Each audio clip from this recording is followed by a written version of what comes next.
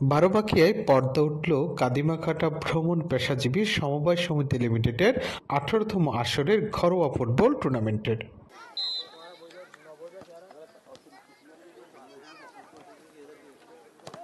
কক্সবাজারের পেকুয়ায় কাদিমাকাটা ভ্রমণ পেশাজীবী সমবায় সমিতির উদ্যোগে রবিবার বিকেলে কাদিমাকাটা উন্মুক্ত মাঠে এই ফুটবল টুর্নামেন্টের আয়োজন করা হয়।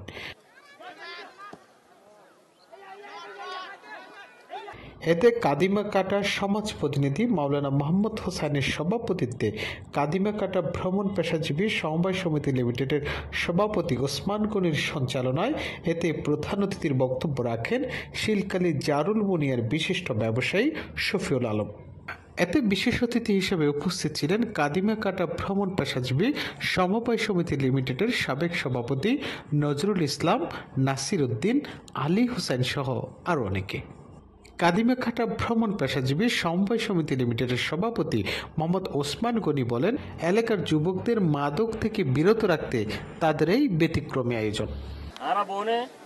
একভাবে অনহজ্য কারান নগরী অনসংঘর্ষ নগরী সুন্দর করে আর খেলা নুভ বুঝুন, ঠিক আছে না? হতা অনাহতা আর আশা করি যে শুধুমাত্র এই জন্য শুধু অনাহলাই আর হাদিবাইতে হওয়াশা অনেক নগরক অবৈধ নগরক সুন্দর করে চলক আর এই সমিতির উদ্যোগ দেখান হন সিঙ্গল আশা নগরী মনে হন সিঙ্গল হন হতাই নহইবেন হনক অবজেকশন থাইলে সোজা আর কমিটি বারো হইবেন।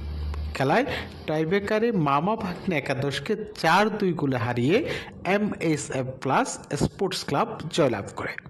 Sports desk, Palashi Bangla, Chittagong. আপনি কি বাসার বাইরে স্বাস্থ্যসম্মত খাবার নিয়ে চিন্তিত?